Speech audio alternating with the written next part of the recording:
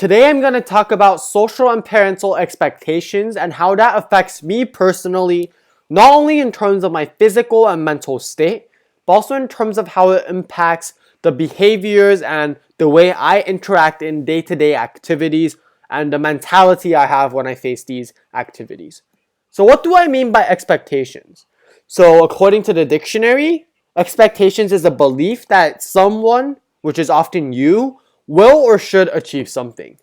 To put that into context of what we're learning in health right now, that would mean you setting goals such as the fitness goals in class, or you setting, certain guidelines that you want to do in the short or long term. This can be things such as academic expectations to achieve a certain grade, athletic expectations to get better at a certain sport or subject, or things like such. In terms of me personally, I have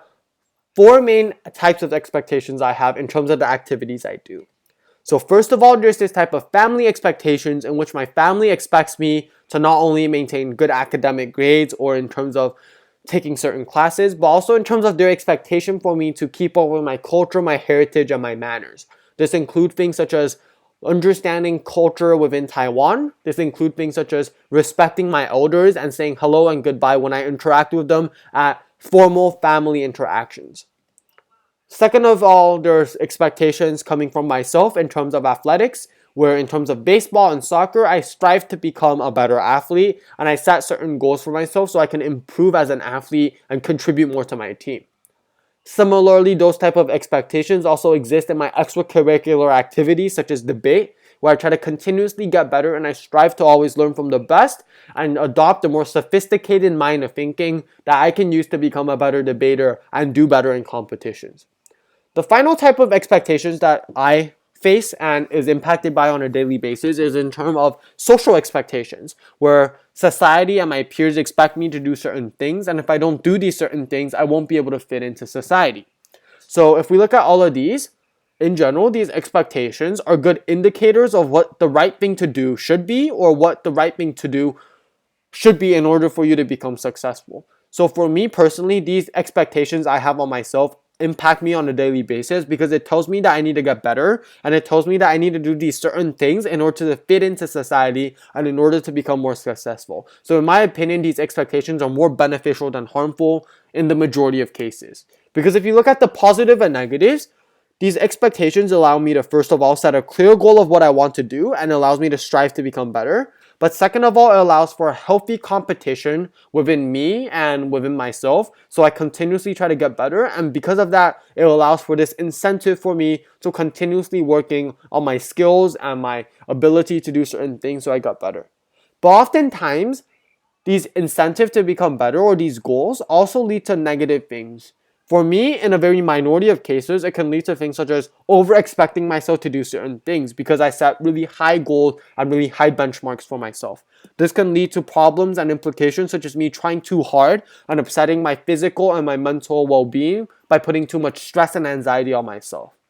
Oftentimes, the parental expectations and the social expectation can also lead to things such as conflicts and disputes because you might have different expectations as your mom, your dad, or your friends, and this can lead to things such as you not being able to fit in within society and within the school or within the family community, and this can lead to things such as increased tension within your day-to-day activity or you not wanting to do certain things but being forced to do it anyways. So what can you do in order to prevent yourself from being forced into doing certain activities or from overstressing yourself? Honestly, the best thing we can do is try to create an encouraging environment in which we encourage people to be themselves and try to actively enforce the idea that expectations can be changed and does not matter at most or doesn't matter as much as what you want to do as a person. But another thing we can do would be to try to lower expectations by talking with our counselors, by talking with our peers, and by talking with the different people within our lives to try to align our expectations so we know what to expect from each other and we know what the goal should be set. But honestly, change would be quite hard because as you see, there are very different barriers and there are a lot of different people such as your peers, your family, even yourself, and certain trends and interests that society has that makes you want or feel as though you need to conform in order to meet up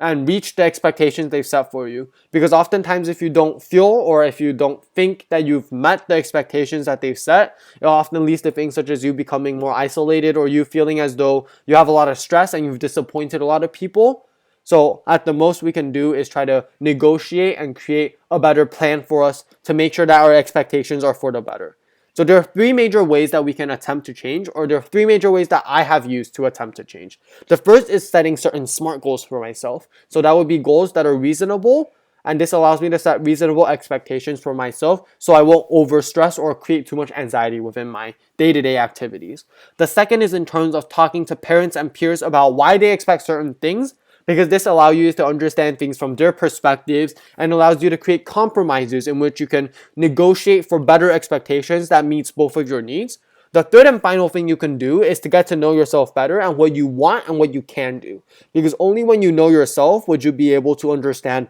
why you might be doing certain things, and only then would you understand what type of expectations you want to take on and what type of goals you want to take on and what you want to not take on. So at the end of the day, if you're able to understand yourself and if you're able to create and encourage a better and more encouraging society and environment where people are respected for the certain things they do, then we'll be able to create a society and we'll be able to create an environment in which you can also then not be